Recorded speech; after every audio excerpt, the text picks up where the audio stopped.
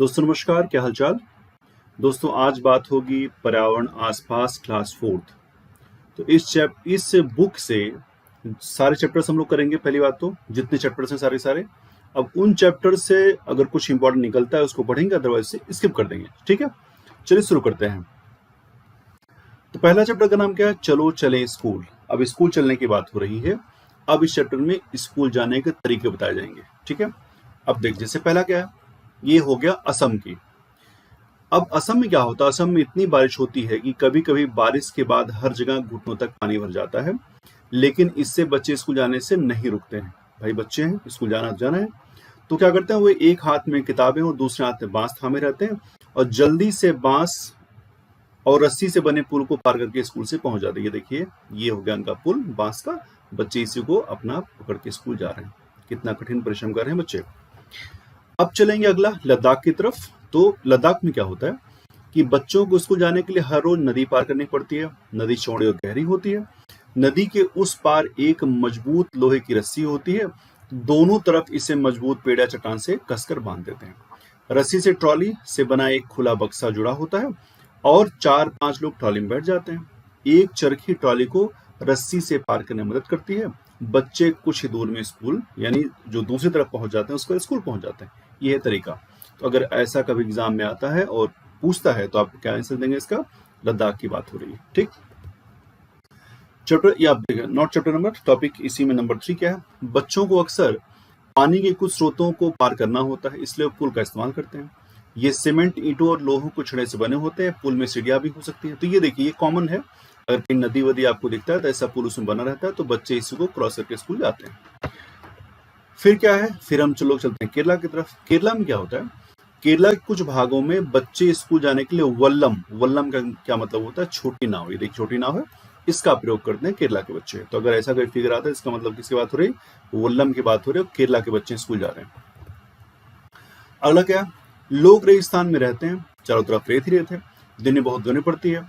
बच्चे ऊंट गाड़ी में सवार होकर स्कूल पहुंचते हैं। ये देखिए ऊंट गाड़ी है, इसमें बच्चों सवार होकर के स्कूल पहुंच रहे हैं। अगला फिर क्या, देखिए ये है प्लेन्स एरियाज का।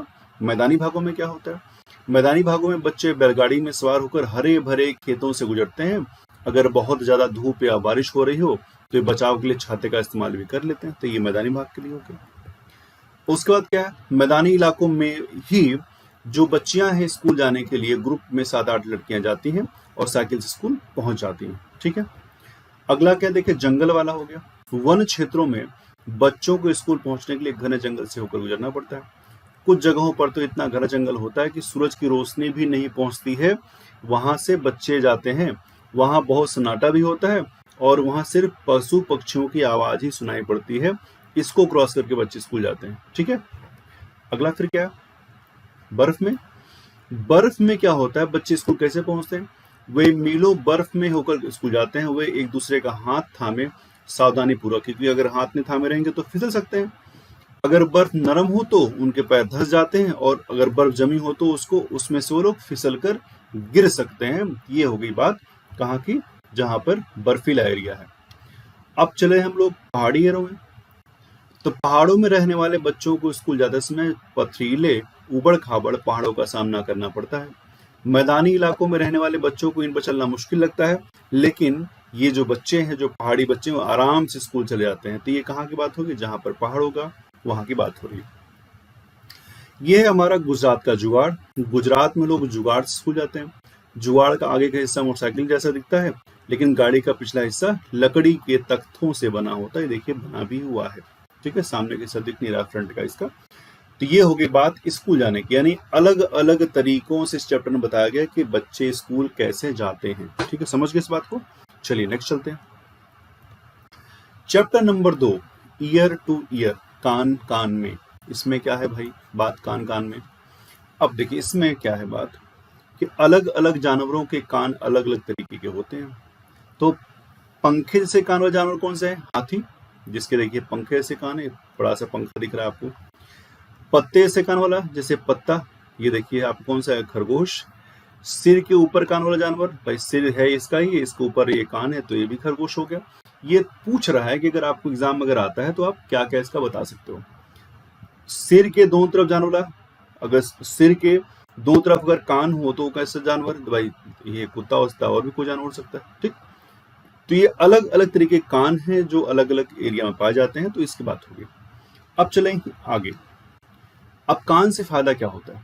कान हमें सुनने में हेल्प करते हैं, या हम उससे सुनते ही हैं। एक पक्षी के सिर के दोनों तरफ छोटे छोटे छेद होते हैं। आमतौर पे छेद पंखों से ढके होते हैं, वे पक्षी को सुनने में हेल्प कर दे कि यहाँ पे छेद है, इससे ये जो है तोता बहुत सावधानी पूर्वक हम लोगों की बात सुन रहा है कि ये क्या बात हो रही है, ठीक है। जानवरों पर अलग अलग पैटर्न उनकी त्वचा पे जो बाल होते हैं उसकी वजह से होते हैं। देखिए ये पैटर्न है और इसकी वजह से इनका ये रंग है, ठीक है। बहुत गुस्से से हम लोगों को देख रहे हैं।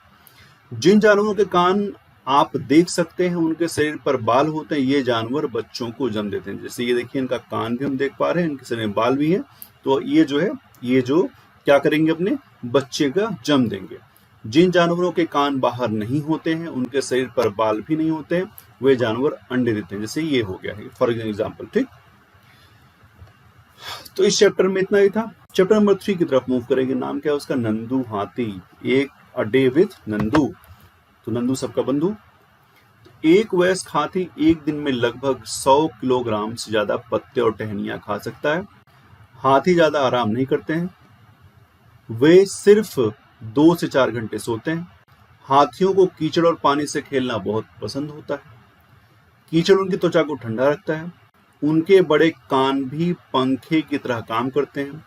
हाथी खुद को ठंडा रखने के लिए इनको क्या करते हैं? फड़फड़ाते हैं। तो ये इनके फायदे इनके कान के हो गए, ठीक है। अब मेन चीज क्या शुरू होता है? हाथियों के झुंड में मुख्य रूप से मादा और शिशु हाथी होते हैं। सबसे बूढ़ी मादा हाथी झुंड की नेता होती है। एक झुंड में 10 से 12 मादा हाथी और बच्चे हो सकते हैं। नर हाथी 14 से 15 साल की उम्र तक झुंड में रहते हैं, फिर वे अपने झुंड को छोड़ करके चले जाते हैं, ठीक है। ये बात हुई किसके? ये एग्जाम पूछा गया, इवन आईएएस के सवाल में, मतलब एग्जाम में भी सवाल पूछा गया ये, ठीक है। कितना इंपॉर्टेंट है। अब चलेंगे चैप्टर नंबर 4 की तरफ, अमृता की कहानी, the story of Amrita. Amrita की स्टोरी क्या है? करीब 300 साल पहले ये अमृता नामक महिला रहती थी। कहाँ रहती थी? खेजड़ड़ी जो है गांव राजस्थान के जोधपुर के पास है। गांव का नाम वहां उगने वाले खिजड़ी के पौधों की वजह से, यानी वहां पर खिजड़ी का पौधा उगता है, जिसकी वजह से वहां का नाम ऐसा है।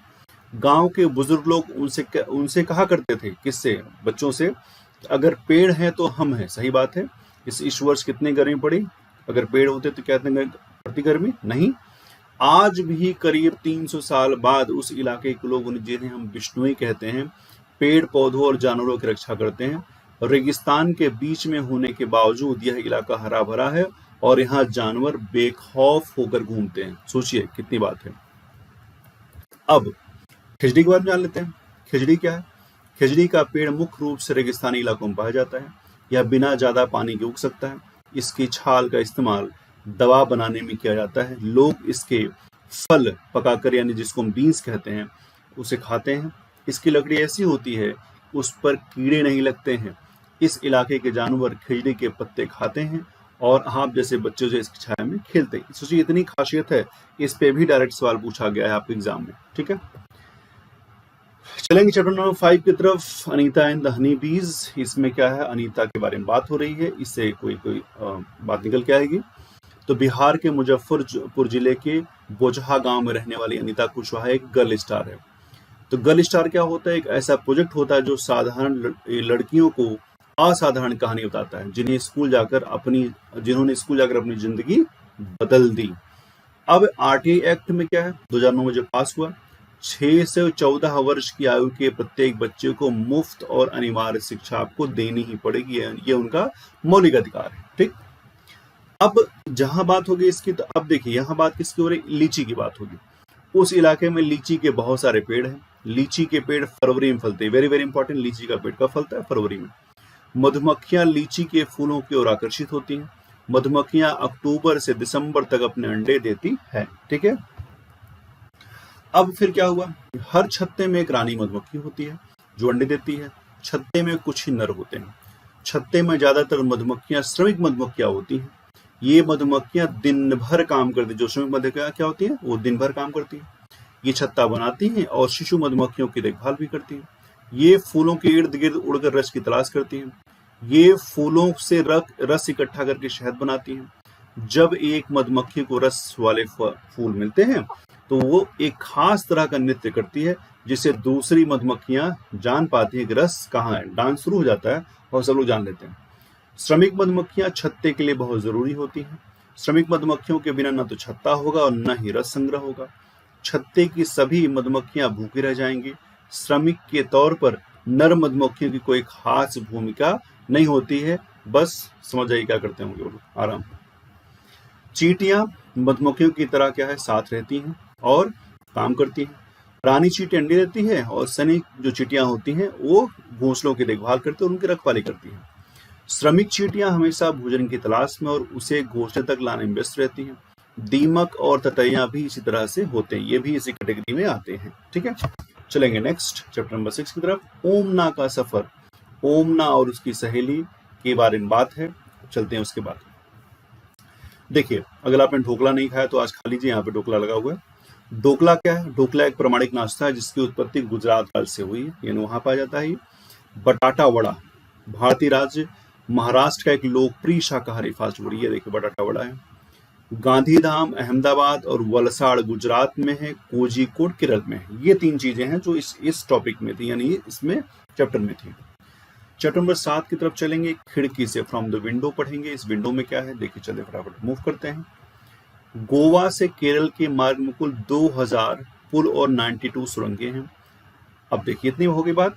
माँ की जो बड़ी बहन होती है उसे वलियम्मा कहते हैं, और माँ को, इसको नानी कहते हैं हम लोग, मलयालम में अमुम्मा कहा जाता है।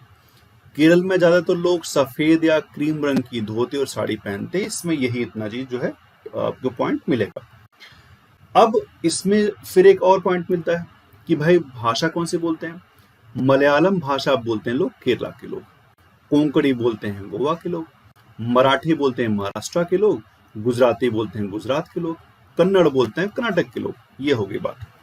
ठीक, अब चलेंगे चैप्टर नंबर 1 की तरफ। नानी के घर तक।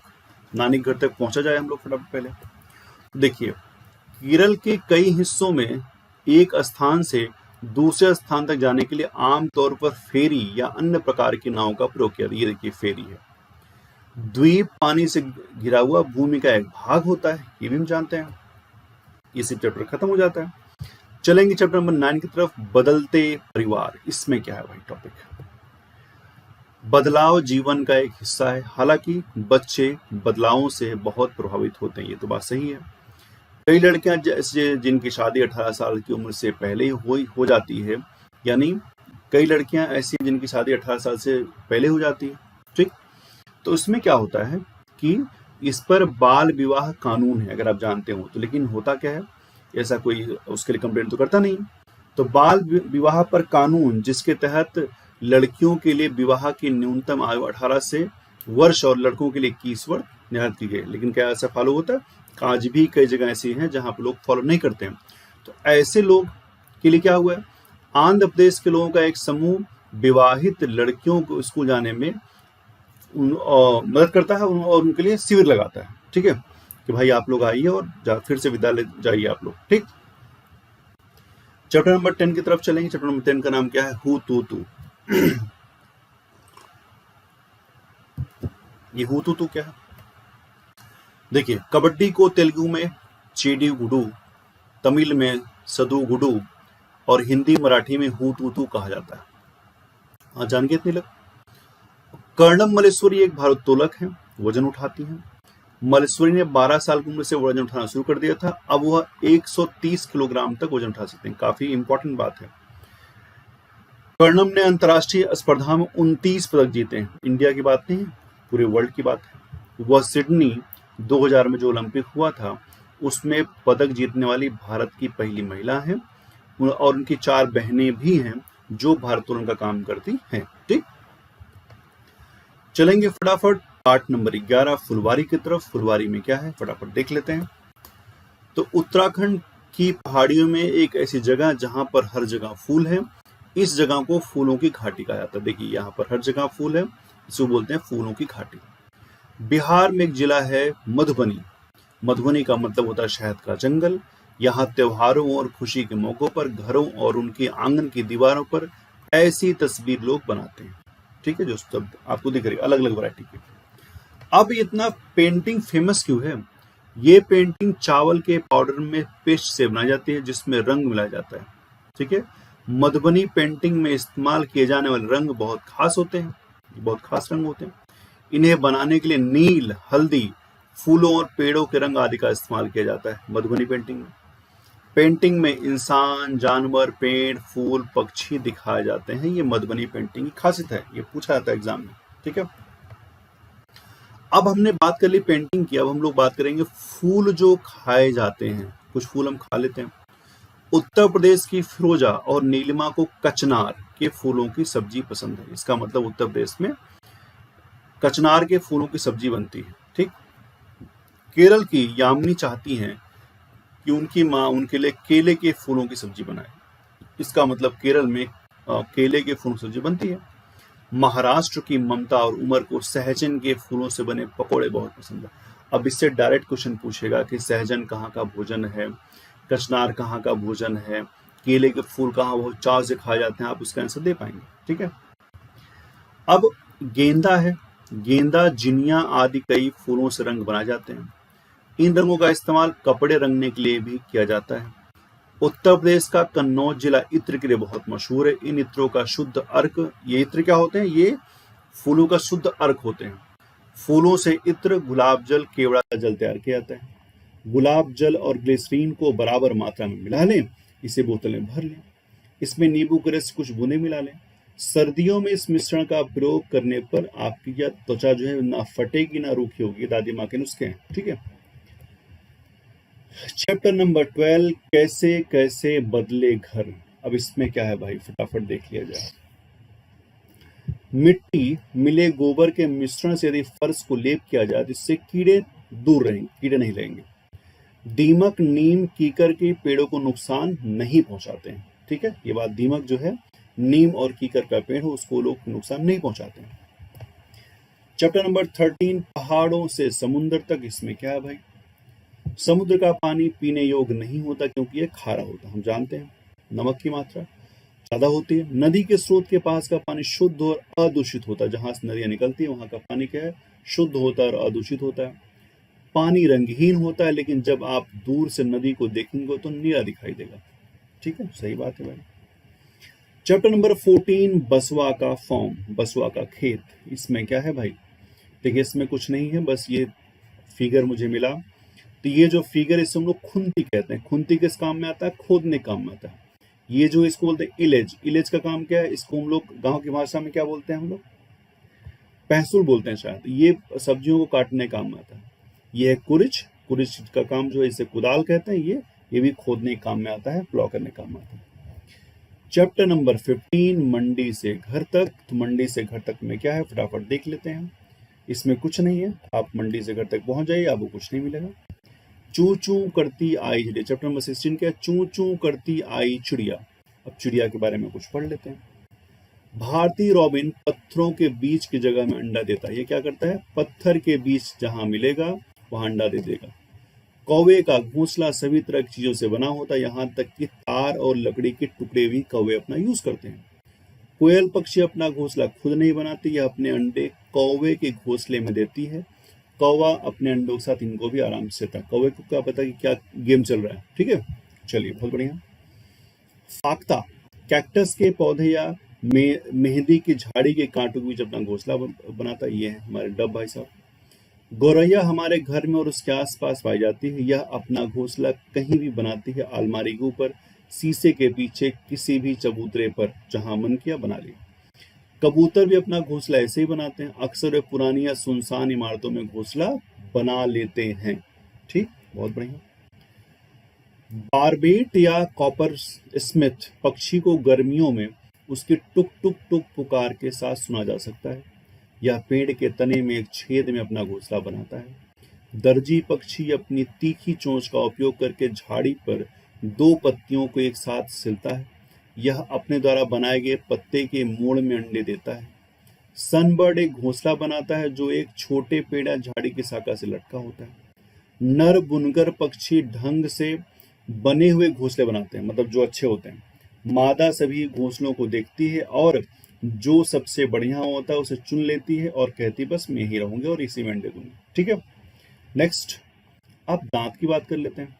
एनिमल टीथ, गायों के सामने के दांत घास काटने के लिए होते हैं, घास चबाने के लिए। बगल के दांत बड़े और चपटे होते हैं, सामने दांत ये देखिए और बगल वाले दांत इधर होंगे। बिल्लियों के दांत मांस को फाड़ने और काटने के लिए तीखे होते हैं। सांपों के दांत तीखे और घुमावदार होते हैं, लेकिन वो अपने शिकार को चबाते नहीं हैं। सांप में से भोजन पूरा निकल जाते हैं, जो भी आ रहा है पूरा आने दो पहले। गिलहरी के सामने के दांत जीवन भर बढ़ते रहते हैं, उन्हें अपने दांतों को बहुत लंबा होने से बचाने के लिए हमेशा कुतरना पड़ता है। ठीक है, गिलहरी। ये देखिए चोंचों का जो ये डिजाइन है, ये जो ऐसा डिजाइन होता है इसका मतलब ये चीरने फाड़ने के लिए भाई साहब बने हुए। लकड़ी के छेद में के लिए देखिए लंबा सा डिजाइन है। फूलों का रस चूसने के लिए ये डिजाइन है। कीचड़ में छानबीन करने के लिए ये सीबीआई वाले पार्ट हैं, तो इनको ये लंबा लंबा और लंबा दिया चोंच। अब बीजों को दबाकर तोड़ने के लिए ये दिया खतरनाक, काटने के लिए ऐसा है। अब ये कुछ पंजे देख लीजिए, पानी में तैरने वाले पंजे ऐसे होते हैं, पेड़ों पर चढ़ने के लिए पंजे ऐसे होते हैं, टहनियों पर को पकड़ने के लिए ऐसे होते हैं, जमीन पर चढ़ने के लिए ऐसे, और शिकार को पकड़ने के लिए पंजे ऐसे होते हैं। कैसे कैसे होते हैं? ऐसे होते हैं। चैप्टर नंबर 17 की तरफ मूव करेंगे। नंदिता मुंबई में, भाई वहां क्या कर नंदिता, आइए फटाफट जान लेते हैं। अच्छा, कुछ नहीं कर रही हैं। चैप्टर नंबर 18, पानी कहीं ज्यादा कहीं कम, इसमें क्या है? कुछ नहीं है। चैप्टर नंबर 19, जड़ों का जाल, इसमें है, देखिए इसमें क्या है, देखिए डेजर्ट ओक ऐसा पेड़ है जो ऑस्ट्रेलिया में पाया जाता है। यह लगभग 10 फीट तक लंबा होता है। इसकी जड़ों की गहराई पेड़ की लंबाई से 30 गुना तक अधिक होती हैं। इसमें बहुत कम पत्तियां होती हैं।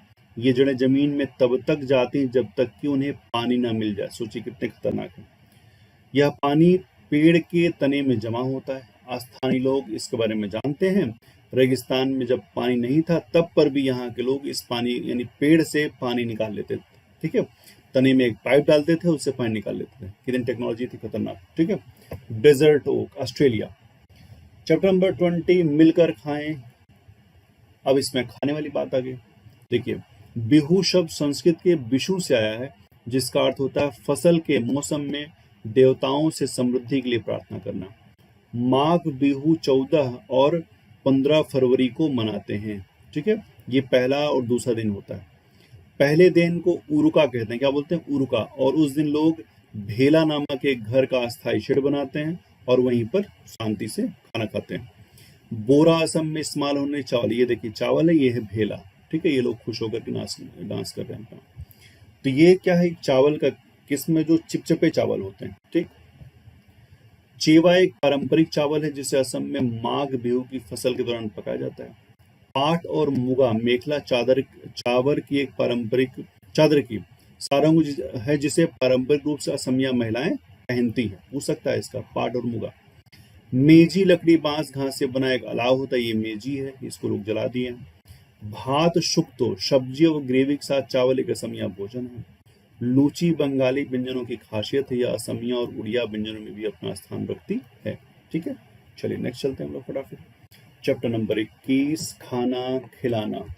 इसमें क्या है? कुछ नहीं है। गुरुद्वारे में एक साथ खाना पकाने और खाने के लिए हम लोग क्या करते हैं? लंगर कहा जाता है, हम लोग जानते हैं। To the cooking and eating together in the gurdwara is called langar.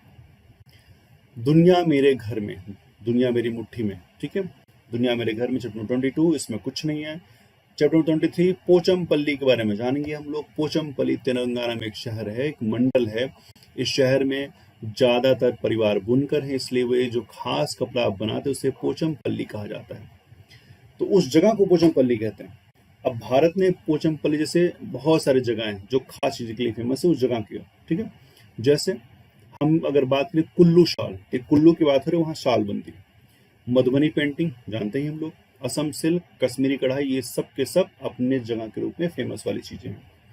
Next चलेंगे हम लोग दूर देश की बात, होम एंड अब्रॉड। इसमें क्या है? इसमें क्या है? संयुक्त अरब अमीरात यूएई की राजधानी अबू धाबी कहलाती है।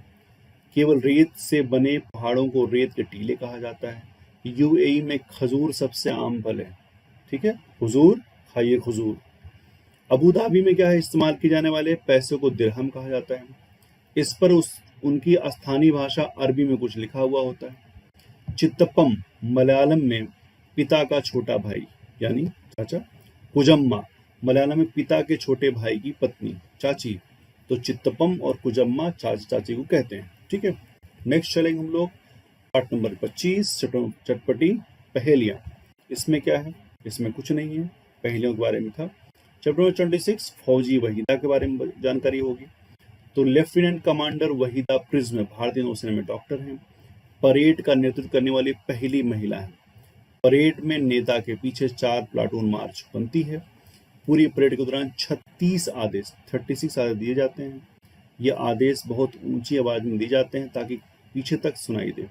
आवाज मैदान के दूसरी तरफ बैठे दर्शकों से भी पहुंच, इसीलिए लोग इतना ज्यादा आवाज में बात करते हैं। ठीक है, आप चैप्टर नंबर 27 कोशिश हुई कामयाब, इसके बारे में देख लेते हैं। तो इस किटपो पुल लद्दाख गांव में स्थित है। ठीक है, गांव लद्दाख में स्थित है। इस क्षेत्र में लोग माता के लिए आमा ले, पिता के लिए आबा ले और दादा के लिए मेमे ले का प्रयोग करते हैं। इस चैप्टर में यही है। यहाँ पे होता है चैप्टर नंबर खत्म, चैप्टर नंबर खत्म हो जाता है और यहाँ से आपका जो है chapter 4 not chapter 4 class 4 NCERT यहाँ पे आपकी खत्म हो जाती है। तो क्लास 4 एनसीईआरटी यहाँ पे खत्म हो जाएगी और आशा करता हूँ आप लोगों को ये चैप्टर मतलब ये क्लासेस पसंद आए होंगे। तो अगर आपको क्लास अच्छा लगा हो तो थैंक यू वेरी मच। और अब हम लोग क्या करेंगे, अब हम लोग नेक्स्ट वीडियो मिलेंगे क्लास 5 के एनसीईआरटी के साथ। तब तक के लिए मस्त रहें, व्यस्त रहें, पढ़ते रहें। Thank you very much.